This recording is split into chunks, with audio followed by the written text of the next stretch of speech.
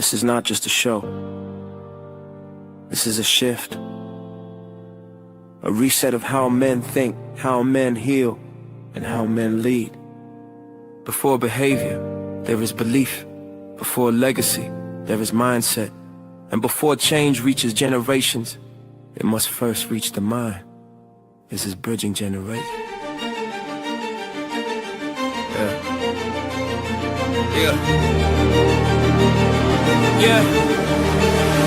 We were raised on survival, not reflection. Taught strength, but not emotional protection. Passed down rules, never passed down tools. So we repeated cycles, thinking pain was the fuel. Different decades, same mental wars. Men grinding hard, but still unsure. We inherited limits, disguised as truth, and called them manhood, handed down to the youth. But growth don't start with doing more. It starts with thinking different than before. What if failure was feedback, not shame? What if growth was learned, not fate or name? We don't stay fixed in who we've been. We expand the mind and life begins. Belief is the seed, mindset the soil. Growth is the reward of intentional toil. This is bridging generations, voices of men, where the mind gets renewed and healing begins. We don't pass down fear, we pass down plans. Blueprints for growth, hand to hand. From presence to purpose, from pain to design. We build better futures with a growth mindset.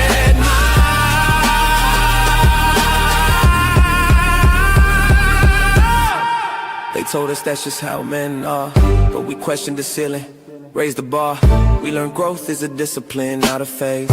A daily decision in how we're raised. Old men teaching lessons from scars. They survive, young men bringing vision, asking why different perspectives, same destination. Healing the man heals the generation. The growth mindset blueprint gave language to pain. Turned I can into I can learn again. No longer stuck in past definitions. We design men with intention. Growth is intentional. Mindset is foundational. Healing is learned. Legacy is built. Presence over pride, process over ego, blueprints, not excuses. This is how men grow.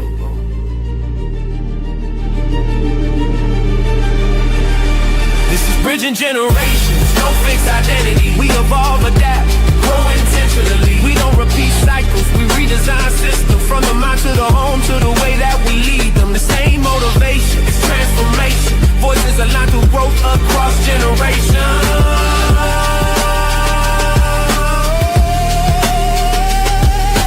Growth is not accidental.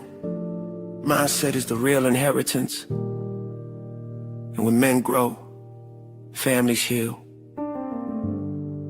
communities rise, generations change.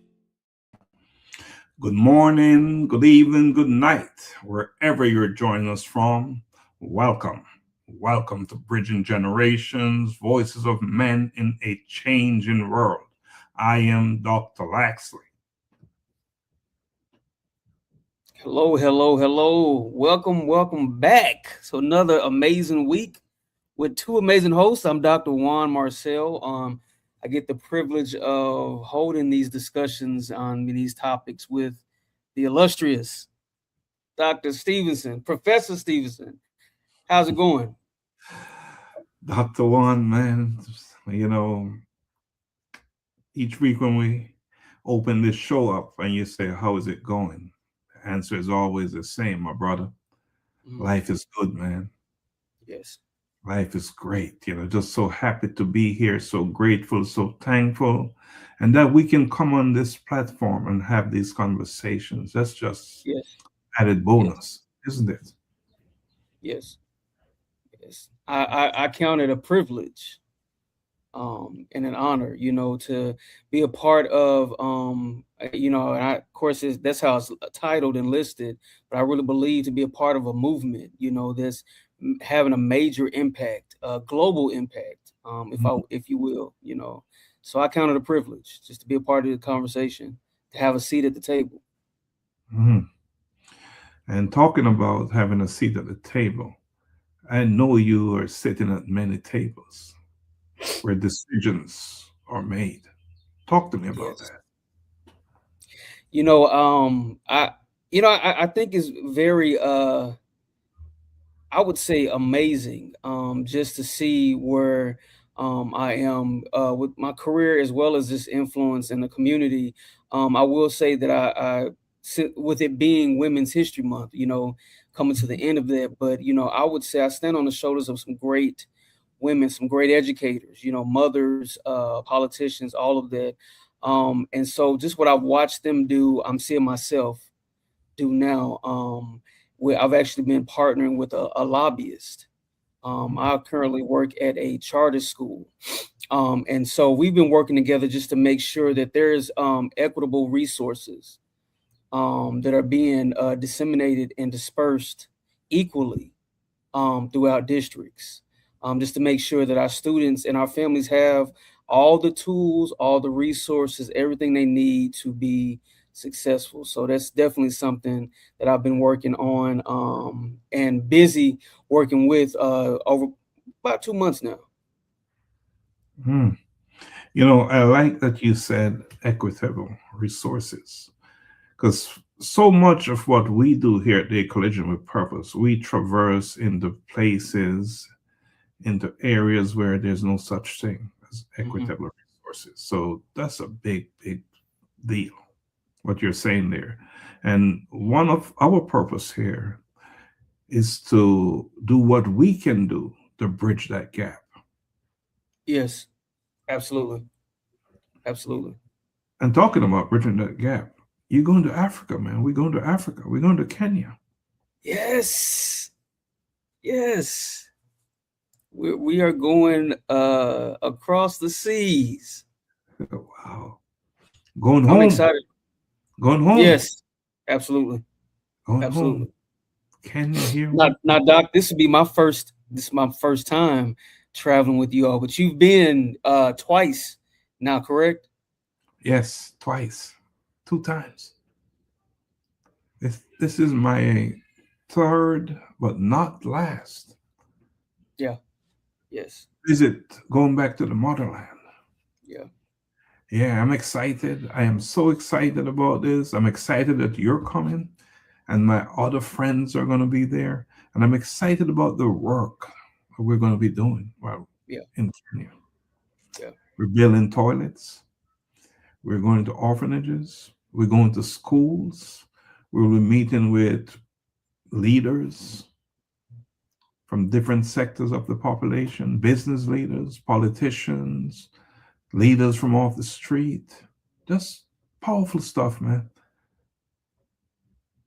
We're going to be doing some work around cancer as well. Yeah. Yeah. Just so excited. But tonight we have a show. We do. One in the series of what we've been talking about men and their responsibility. Yeah. Well, I just want to say, Dr. Juan, that this conversation we're about to have tonight is more than a conversation. This is about confrontation. Tonight, we are addressing something that connects every generation of men, past, present, and future. A man and his word.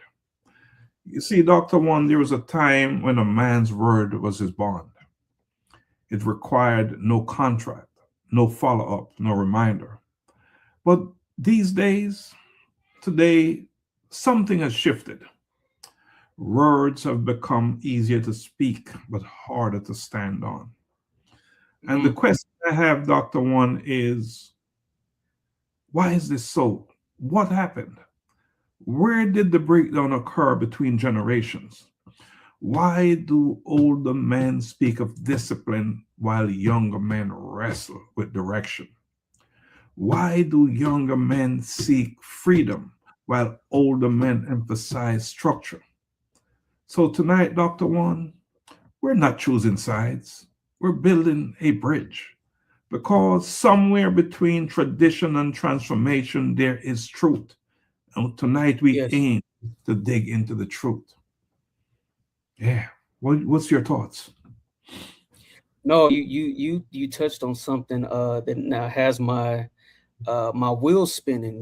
When you talk about what old men are talking about, and discipline, right? And young men struggle with that. And so now I'm thinking, like, what was the cause? Like, what the disconnect, at what point? Because you see 40 years, they say represents a generation. So every 40 years there's something new, a new generation. So I'm just 2 years over that. So since I've been here since 83, that's a generation, 40 years. So in my 40 years, what have I seen? The changes just in our climate and our government and our communities and families. And there has been a lot of change. I'm sure you can say the same thing.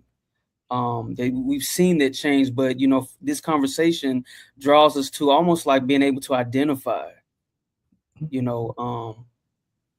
what happened or what's happening. What happened and what is happening. So that is the point, right? But Dr. Juan, before we can understand where we are today, we must understand where we came from. Mm-hmm. So my thing is, what did it mean for a man to keep his word in previous generations?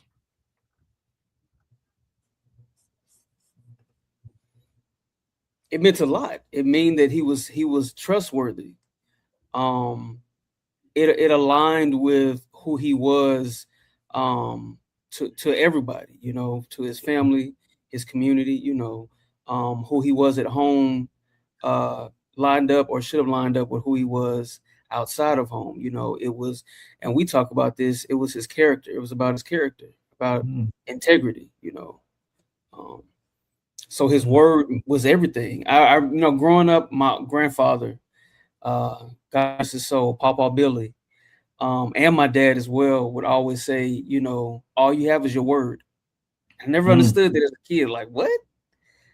I got more than that, but all you have is your word. And I believe what they were really saying. And what we're going to touch on this in this conversation is that at the end of the day, what you say, that's how people perceive you. What Absolutely. you say is what you stand on. So that's how people see you. That is so true, and another way to say it, right, is there was a weight to a man's word. Yeah. Previous generations, that something that we cannot afford to ignore. And when we talk about a man's word, we're not just talking about communication. A man's word was his identity, and it is how he survived. And you touched on that. You talk about how he's perceived. A man's word determined his reputation in the community, in his family. And you touched on this. Yeah. When I do business with you, your word will determine that. Yeah. Whether I do business with you or not. And not to mention the respect that you receive from others, be it at home, church, or in the workplace. Yeah, it was powerful. Wow. That's a good point. What came to mind just now, hearing you say that there was a time, even generationally, right? There was a time where, because of your grandfather's or your father's name, like you said, his word, how he was identified, the perception of him, on the strength of that, you could get credit. And by credit, I mean, if you were doing business with somebody, or if you needed access to something, on the strength of your that man's character and his name, his family gained favorable options and access. So you talking about it carried weight? It most certainly did. Like it was always in the name. Whose son are you? Yeah. Yeah. And back then, unlike today, men didn't have the luxury of inconsistency. If he said it, he had to do it. Yeah. He had to be it, right? For instance, if he said he would provide, guess what he had to do? He provided. He provided. Yeah. If he said he would show up for something, for a meeting, for an appointment, for whatever, he showed up. Because if he gave his word, that meant everything. His word. You know why, Dr. Juan? Why is Because that, his name was tied to his word. Yeah. Yeah. Yeah. So if I could just sum it up, I would say that one of the things that we have lost over time is that connection between a man's word and his identity. We've lost it, man. Yeah. Mm-hmm. I want to. We're talking about identity and the strength of a man's word, and something that that you wrote. You said a man's reputation may open doors, but it's his word that determines how long he stays in the room. Absolutely. When I read that, I was like, man, that's powerful. That's the weight of a man's word. And I think that, is a great point. That opportunities come based on what you say, a name, identity, Mm-hmm. word, perception. Mm. So the question, Dr. Juan, is there's a difference, right? Back then and now. But the Yeah. question is, what values did older generations prioritize that shape that level of discipline that we're talking about?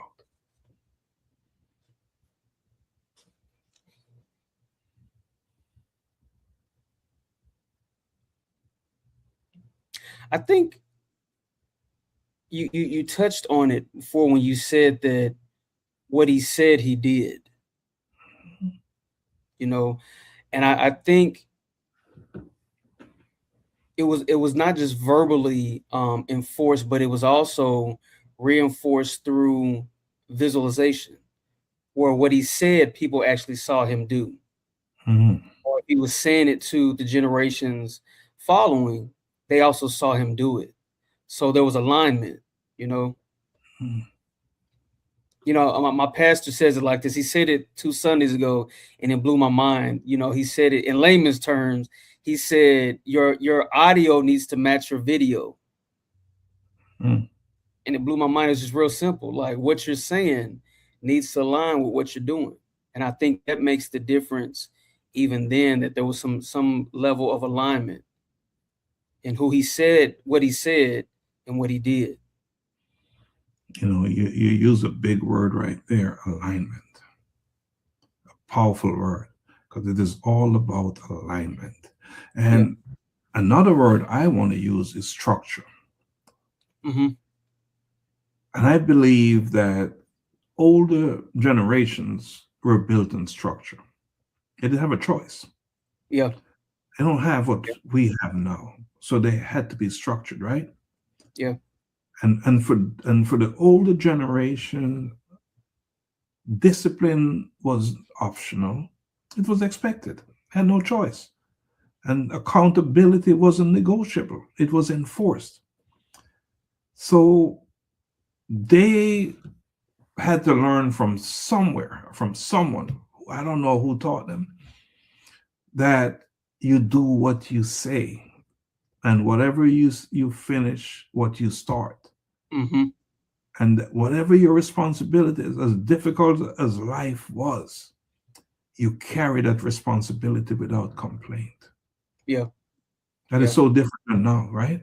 Yeah. Oh, a lot different. A lot different. There's so many, I was just thinking as you were saying that we are faced with so many options today and varying opinions about so many things. And then there's, I think, the immediate access to so much.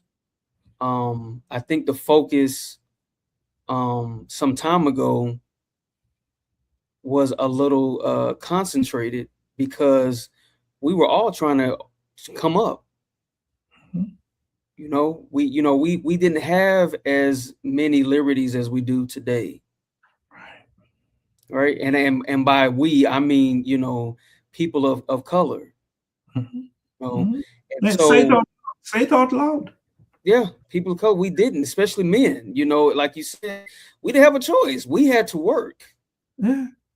Tired, handicapped, educated or uneducated.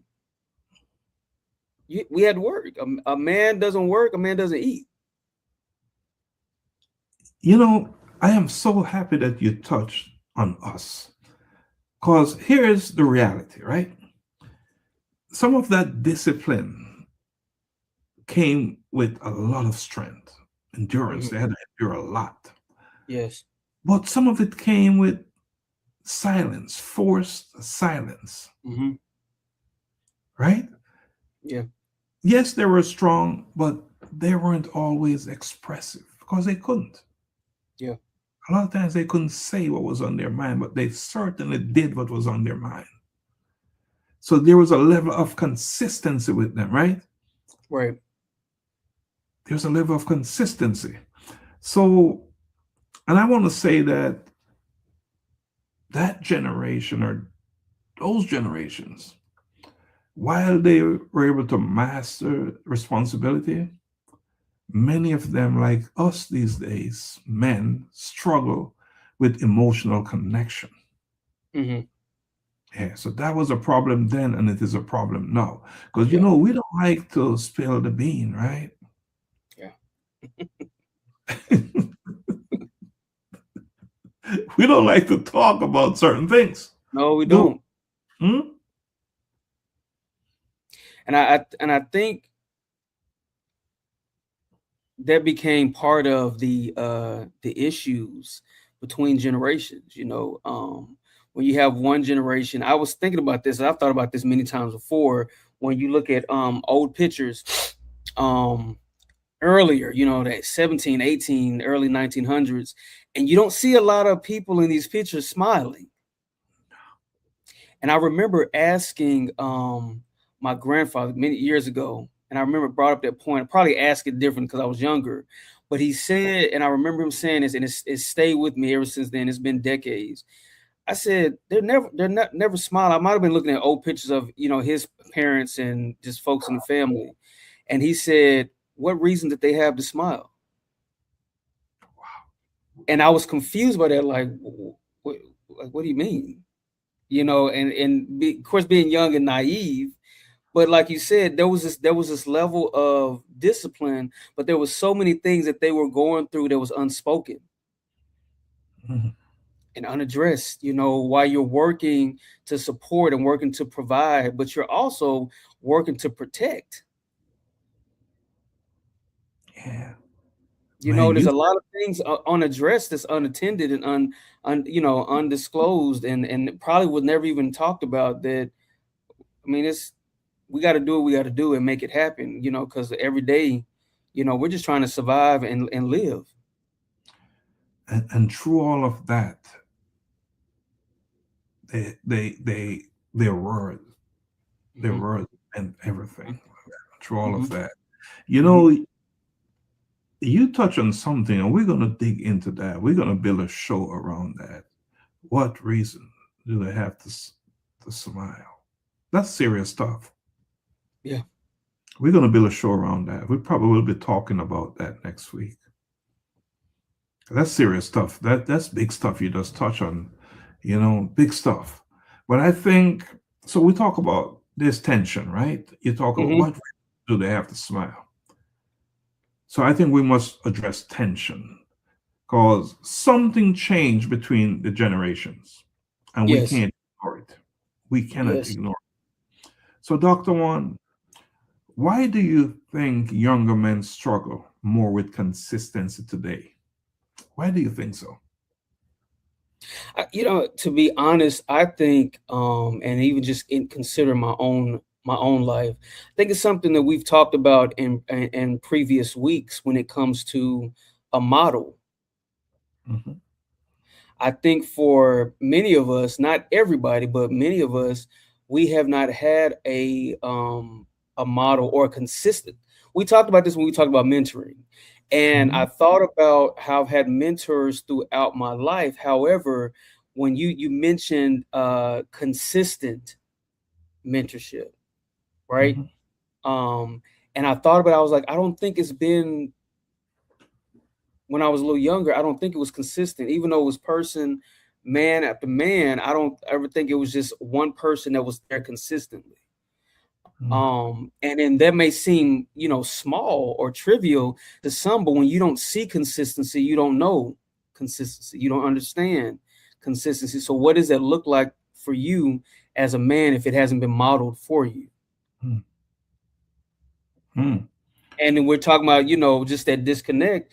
As this show is about a man and his word, I think about it in the same way, asking that question: what is a good name, a good reputation, and a strong, trustworthy word? As you said, a man's word is his bond. What does that look like if it was a model? If the men Mhm. in my family or the men before me or even father didn't keep theirs, and you do your best to keep yours, but if you don't, you may feel some type of way, but it may not seem just that important. Mhm. We have to learn from someone, right? Right. Yeah. So if someone before us, whether it be a friend or uncle or father or whatever, didn't model certain behaviors, Yeah. yeah, what do we have to learn? Who do we have to learn from? What do we learn, right? In fact, we're learning based on their patterns, their behavior, their identity. And if they're not modeling the type of behavior that we need to push us forward in life, then goodness. So, Dr. One, what I'm thinking, the environment is so different Yes, that it younger is. men are growing up in these days. Yeah. One thing I will say, and I often wonder about this, there's more access, more opportunity, more exposure. Mhm. What happened if older men had those access with their level of discipline and understanding of their roles and their responsibility, Mm. with with limitations imposed on them? What would they do with this greater access, more opportunity, and more exposure? What do you think would be the outcome? I I think there would still be challenges, but but even just listen, hearing that question, what came to mind are the men who've gone before us, and of course, we're not talking about perfect men because none of us are, but we're talking about men who figured out or made a decision to be consistent and to take on the responsibility, to model, for others. And so we have people before us who actually had that influence, and they in identity, and they worked and they were consistent, just not they didn't have the exposure or the access that we do now. I think about Dr. Martin Luther King, I think about Malcolm X, Louis Farrakhan, a lot of these men, James Baldwin, a lot of these men who were, Huey Newton, all of these men who were fighting, they had a cause, right? And they Mhm. knew that this cause was greater than them. So they committed themselves to this cause. And they got, in the States, they traveled, whether it was a region, or across the country, their message traveled oftentimes through radio or word of mouth, but they stayed consistent even with their limitations, even with the resistance, and the pushback, and they were getting resistance, obvious tension between themselves, their work that they were doing for their community, and the government. So it wasn't just people in their neighborhood or somebody in their house that was on their backs or on their neck. It was the federal government. Yeah. But they still kept going. Yeah, they had the heat on them from the top. Yeah. And in their community as well. And in the communities, absolutely. Absolutely. Yeah. Yeah. But yet they did what they had to do. Yeah. So I also believe that with all the greater access and opportunity and exposure, there are more distraction these days. Mm-hmm. Yes. Loads of distraction. So I want to submit to you that a key difference is that older generations were trained through structure, while younger generations are navigating through options. Yeah. They have so many. And I believe, Dr. Juan, that too many options without discipline creates confusion. Yes. So what you will find is that the commitments become flexible because we can move from here to there, just like that. Yeah. And our standards also become negotiable. When in the past, that was not the case. So, and what does that mean? And we're talking about a man and his word. That word becomes somewhat temporary. Yeah. Essentially, what is happening, I think, is that, and we talk about the weight of a man's word. That weight is, they're losing the weight. It's been diminished. A man's words begins to lose weight. Yes, I see that. I agree in this. Unfortunately, and it's not everybody, but I think at large that now the integrity of a man's word is lacks credibility for various reasons. Be it locally, statewide, community, in the community, or even just nationally or globally. Like I think that there is some question now that when a man speaks, is that in this question of whether or not it's true. Does he mean it? Or even we talked about, his word representing who he is. When a man shows up, and now the question is that him, or is it a representative? Is he his authentic self, or is this a performance?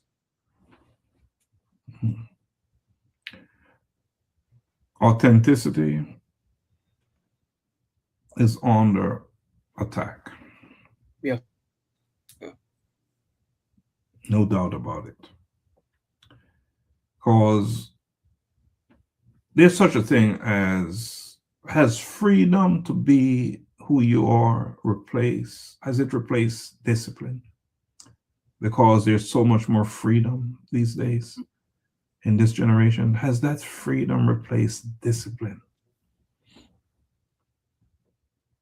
I believe so. I think that there are so many, I guess the word, for lack of a better word, like, you think of a contract and a contract is binding, but there's always loopholes, a way to get out of the agreement. And I feel like today there's so many loopholes. There's so many ways or options to figure out how to get out of something if it's not working, or if you're just tired, you just don't stick with it. You don't stay with it anymore, and we go back to consistency. And the word we keep using is integrity. I think there's a book I read some years back. It says, it's titled, "Where Has the Integrity Gone?" And I think that's a major thing when we're talking about a man and his word. Because I think, and you mentioned this, about the authentic self. We talk about integrity. Who are you when the lights are off, when everybody's gone home, when there's no fanfare, even on a smaller scale? Maybe you're not around a group of people, when no one's watching you. who are you? Because that's the person that who you truly are. That's your authentic self, as you talked about, right? And so I realized that who you are when you're alone and no one's watching, that's who should show up when there are crowds of people, right? And because of that, because there's a disconnect between true self and public self, right?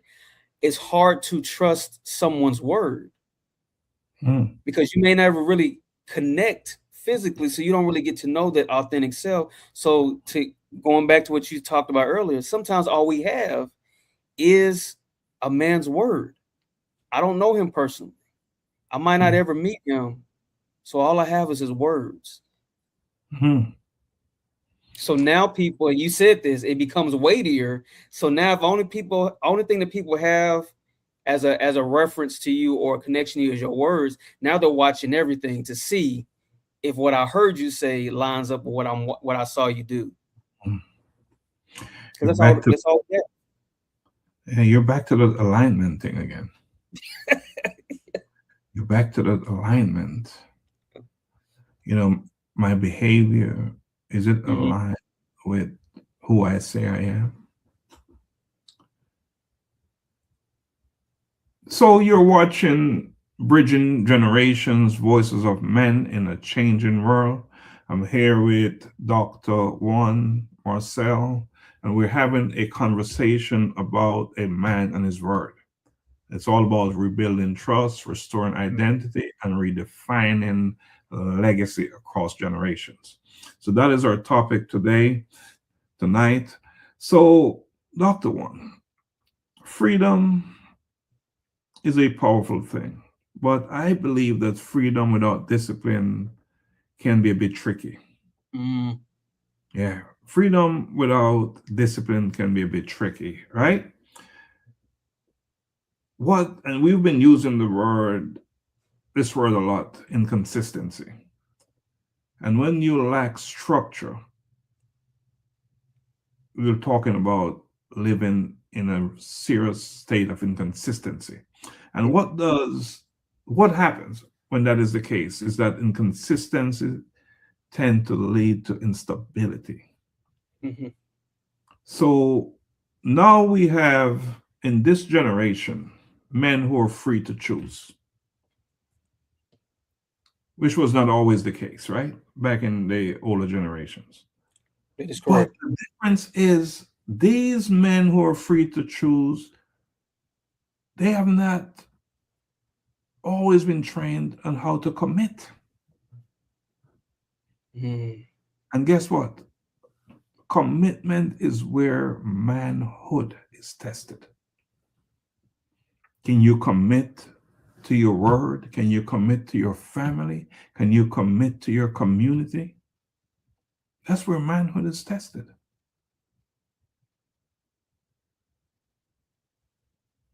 That's good. That's a good point. It's a good point. I think, you're talking about consistency and now commitment. And I'm thinking because, we touched a bit on modeling, right? And at what point, I'm wondering, do you decide if you don't have that model, right? Then what brings you to the decision to commit?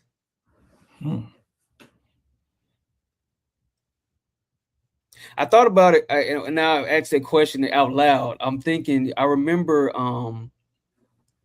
talking with a friend some years back, and we were talking about parenting and fatherhood, and his father didn't raise him, and I don't think he even met his father growing up.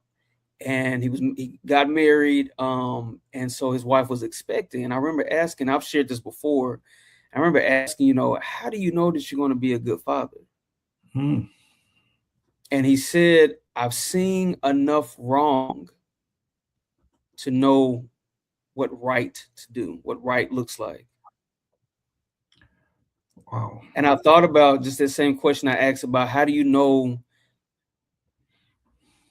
that commitment is important, that consistency is important. And I'm guessing that when you've seen enough of what you said, inconsistency, and I think from feeling or the impact from someone being inconsistent with you, right, or lacking commitment, I think that helps push you towards understanding what's on the other side of that. How it left you feeling, right? And how it's left them, how you view them now because of their lack of consistency and commitment. For me personally, I wouldn't want to continue in a way that would cause others to see me in that same way that I see them. So then I start thinking, then what do I need to do to become more willing to commit, more consistent? How do I make sure that there's credibility attached to my name, to my word, that when I speak, my life, my walk, my example, who I am lines up with my words when it hasn't been modeled? So, Dr. Juan, I'm listening to you talking truth, speaking truth. But you know what the problem is? Everything you said just now is so accurate, on point. But we're learning from negatives. Yeah. Negative behaviors is what we're learning from, as opposed to positive behaviors. It's a problem there, right? Yeah. Yeah. That therein lies the problem. So we see, instead of saying, man, that's awesome, I want to be like that, we're saying, I don't want to be like that. Yeah. What is teaching us negative behaviors, Yeah. negative actions, Yeah. negative attributes. That's a dangerous thing, isn't it? But that's what we have. Yeah. That's what we have. Unfortunately. Now, let's go. You're going to say something? Go ahead. No, I was just going to, for those that don't know, oftentimes when I'm in discussion or just get through stuff, I get pictures, in my head. Analogies come and stories come just to kind of make it make sense to me. And what I thought about just listening to you say that as we go, oftentimes you find yourself going on and not having a positive model or reference, but then you learn from the negatives. I think about a cracked pot, something that's been created, the potters, they create these just wonderful, immaculate, masterpieces. But after so long, you see the cracks in them, right? And chips, and then eventually it gets passed on from generation to generation, and no one really mends it. They try to, but they just set it to the side. And as time goes on, it just starts to wear. And what once was strong enough and durable enough to hold weight, or even liquid on the inside, at some point, what it's supposed to carry becomes too heavy for it, and it shatters.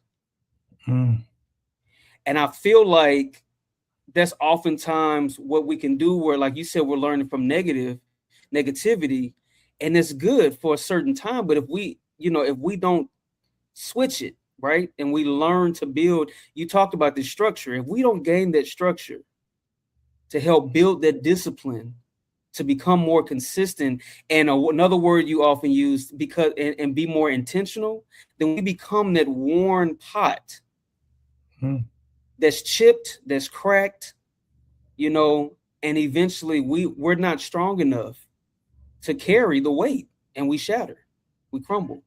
Yeah, again, you're speaking more truth, because if you keep learning from a place where it's about negative behaviors, some of that is going to fall through the crack. Yeah.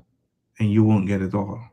And whatever you're not getting is not a good thing, right? So now, Dr. Juan, let's go a little bit deeper, because this is not just generational. This is life, our lives. It's internal. Yeah. So what happens when a man breaks his word to himself? Mm. Hmm. You want me to repeat that? Yes, because that's all I had was an on that. That's when he breaks the word to himself. Yes. What happens when a man breaks his word to himself? And I believe that is the most dangerous break a man can experience. Hmm. There's nothing more severe, more dangerous, right? When you break your word to others, you damage relationships, right? You can. Yep. But when Yep. you break your word to yourself, you damage your identity. Mm. And what we're talking about, self-doubt start to creep in. Yeah. Instead of being on it aggressive, you become that hesitator. And guess what? It plays on your mind, and then you start to question your own discipline. And Yeah. not just discipline, but over time you lose authority over your own life. That is a problem. That's interesting. You break your own word, Mhm, and so you lose trust in yourself. mhm, And we talked about discipline, and to your point, think losing trust in self, that discipline starts to erode. mhm, What discipline do you have? You can't keep your own word. mhm, And part of it too is I think it starts to impact your standards. mhm, I think it really starts to break down the frame. I would say we talk about inward work, your infrastructure, your makeup, because I think and this is to say, to we're not just talking about men who are always inconsistent. There are moments, men who have built discipline and they have strong and good habits, and do all of these things. But I think that there are moments sometimes in life that we all experience, mhm, and so you can run into that where you start to even look at your own and start to even question or not even trust your own standards, because you lost trust in your own word or yourself because you didn't mhm, keep your word. mhm. And I Yeah. think you start to question, am I really who I say I am? Mm. That's a dangerous question, Yeah. especially when you can't answer it in a Mm, positive, outright way. You yeah. sort of doubt. The mere fact that you have to ask that question is dangerous. Yeah. Yeah, the mere fact. So, why then is self discipline more important than external accountability? Why is self discipline more important than external accountability? I think it builds, because we're talking about trust and self. I think it builds confidence, you know because if you're watching, the things that you're setting forth, and you have and I believe we all have that self-talk, and you're making decisions yourself and you're sticking to them, you start to see that I can do this. Mhm, You start seeing yourself consistent. You start seeing yourself strong and able to endure, you know and you see yourself showing up. Like, I think it builds that confidence. mhm. You recall earlier in our conversation, you made the point, who are you when no Yeah. one is watching, when the lights are Yeah. out and it's just you and you? Yeah. You see, self discipline is what remains when nobody's watching. Mm, yeah. Mhm. Hmm. You know, people can remind you, They can correct you, they can challenge you. But at some point, Dr. Juan, you must lead yourself. And that's where that discipline comes into play. At some point.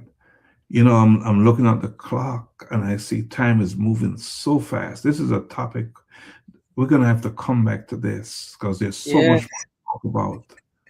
You know, Yeah. so let us talk about how do you bridge the gap, right? Mhm. And the question is bridging the gap between generations, right? What can older men teach younger men today?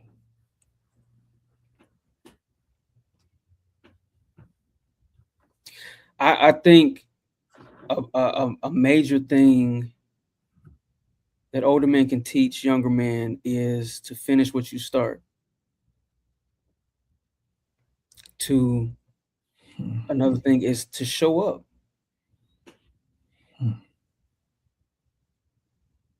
I think that's a big part of keeping your word. We say keep your word, and that in and of itself is enough, right?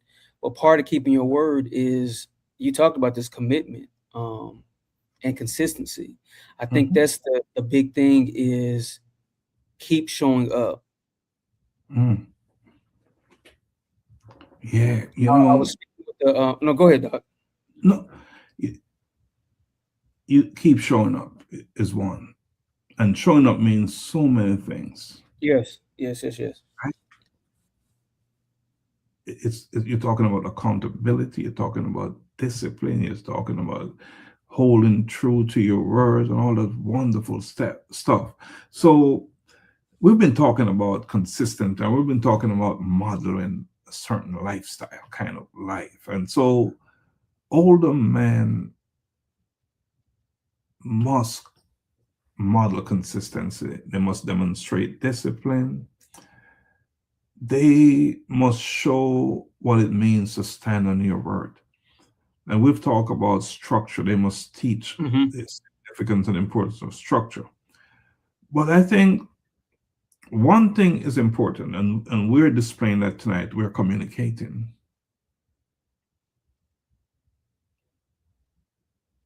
Communication is so we must have conversations. If more men, and you don't need to be on a platform like this to have this type of conversation, by the way, you can just get together and have these conversations. So I am advocating for that.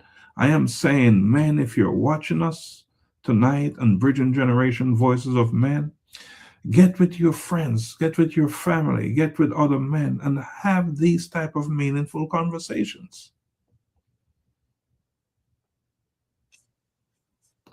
We must have more conversations.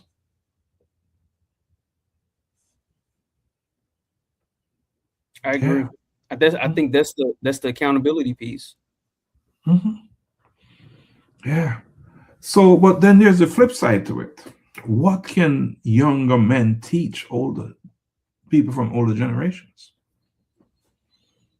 Mm.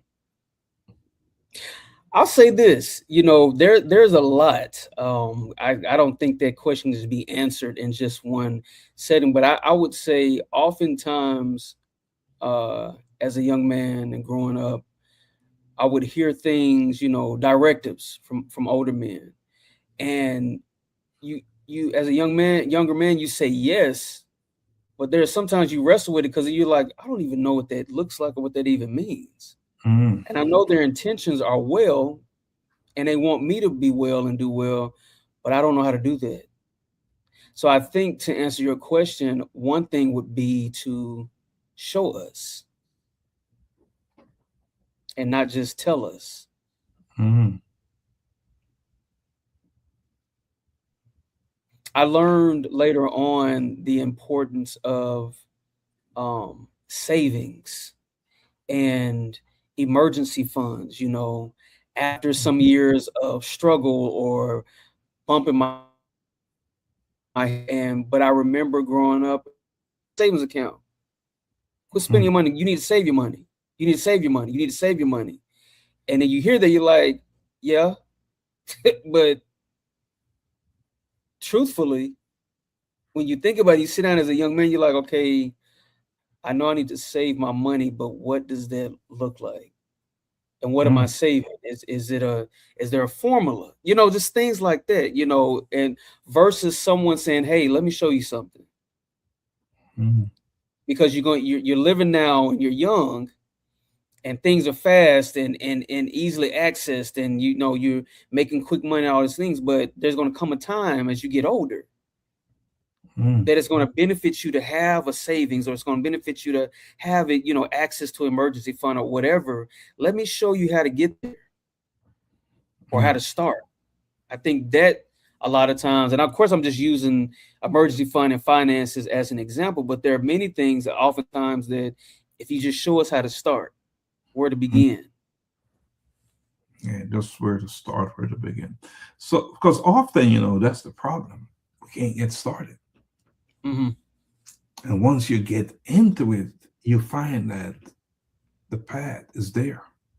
But getting started is a challenge. Beginning, is often a challenge. So, as we join on time, Dr. Juan, I think this is probably the most important question that we have to answer tonight. And it's, what kind of man are we building for the next generation?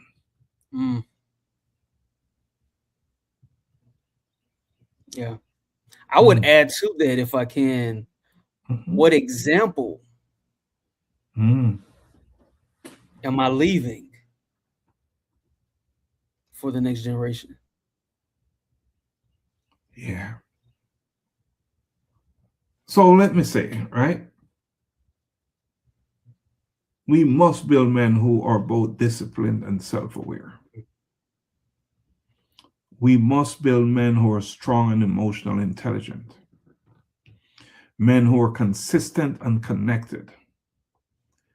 We don't need the next generation just to be providers. We need leaders. You talk about what was your word? Aware? Your second part of the question? Example. We must set example as leaders. Yeah. Right? We need men whose words are alive and they align with what they say they're going to do. So we must set example as doers, as men who stand on their word. Their word is not just wind, talk. It means something. So if I say I'm going to do it, I do it.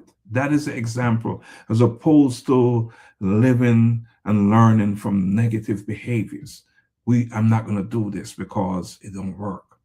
I'm going to do this because I see it working.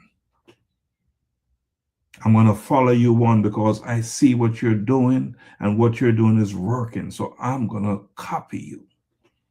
As opposed to saying, boy, Juan did some bad things. I'm going to make sure I don't do those things.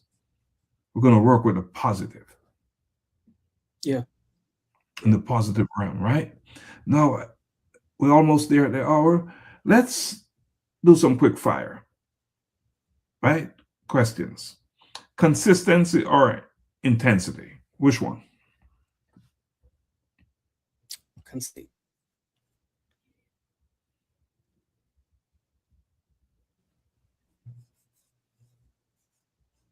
I would say consistency. I agree. Strength or vulnerability? Vulnerability. I'm saying both. Yeah. I think it takes strength to be vulnerable. Yes. It's strength to be vulnerable. Words or actions? Actions. I am action as well. One word for manhood today.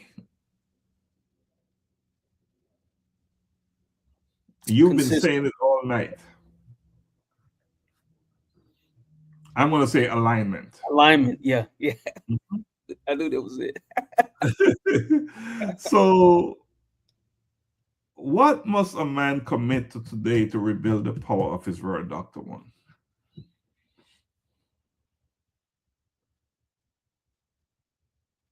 I think it is the word you said. That's the word, alignment. Alignment. Because I'm sitting here trying to think of other things. I think a quick answer to that is everything else ties into alignment. Yep. And I'm going to add to that. Commit to alignment. Say less, do more, and mean what you say. Yes. All right. So, man, the hour went by so fast. So, It did. yeah, it did, as it always does, right? So, Dr. Juan, again, as we always say, our conversation is never about blame. It is always about responsibility. Because the gap between generations is not a problem to complain about. It is a bridge to build. And that bridge is built when older men choose to guide and younger men choose to listen. And both young and older men choose to grow. Because at the end of the day, a man's word is not proven in what he says, it is proven in how he lives. So I want to leave this with the audience. Are you a man whose words can be trusted? Are you building discipline or dependent on motivation? Are you preparing the next generation or confusing them? And finally, I want you to remember this. When a man restores his word, he restores his identity. And when he restores his identity, he reshapes generations. All right, that's my take. Dr. Juan, it's on you. Look, I want to leave with this. And I want to reiterate something that Doc said. This is to all of our listeners, particularly, the men of all ages, races, creed, that it's not a blame game. We are all learning as we go. And one thing he stressed was community. And I really believe that community offers that level of accountability. We all need it. We all need a level of accountability. Somebody's going to be truthful with us and say, hey, that's not who I believe you are. Or that's not lining up with what you said, holding us responsible. So this is not a blame game. We all have that need for accountability. But let me leave you with this. A man's word isn't just what he says, it's what his life confirms. And if we're honest, a lot of us aren't struggling with opportunity, we're struggling with alignment. We've said things we didn't sustain, made commitments we didn't carry through, and over time, that doesn't just affect other people, it chips away at you, the man, us, the men. It chips away at your confidence, your discipline, your identity, all the things that we discussed tonight. Because every time you don't follow through, you teach yourself that your word doesn't matter. It doesn't really carry that much weight. But scripture gives us a clear standard, let your yes be yes and your no be no. We find that in Matthew 5:37. And in Ecclesiastes 5:4, it says, when you make a vow, don't delay in fulfilling it. So in other words, Doc said this. He said, say less, do more, say less, stand on more. So before you move on from this moment, ask yourself, is it something that even daily, ask yourself, did I honor my word today? It's like a self-check. Where am I out of alignment in my life? What have I said that I haven't stood on? And here's the one that matters the most. Just to reiterate what Doc was saying. What is one thing I will commit to today and follow through on? That's something I ask myself that I'm going to actually follow through on. Because at the end of the day, if you can't trust you can't expect anyone else to. A man's word isn't what he says. I'm saying it again. It's what he stands on. Say that one more time. A man's word isn't what he says, it's what he stands on. That's what I want to leave with you. Now, every week, same time, same place, 7:30 Eastern Standard Time. We're in the place. Me and Doc, join us as we have these, I would say, these communal discussions. We're having these discussions not with just ourselves, but with you all. We appreciate you following, liking, and sharing and commenting. Join the conversation. We invite you to it. Because ultimately, what we're doing is just working to bridge the gaps and give men voices to change the narrative in this what, Doc? Changing world. As always, we appreciate you tuning in.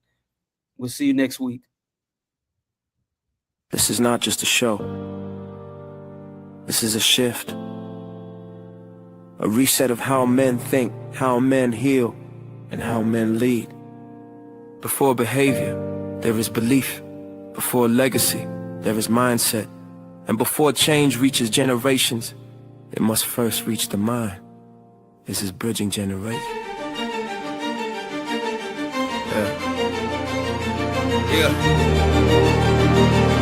Yeah.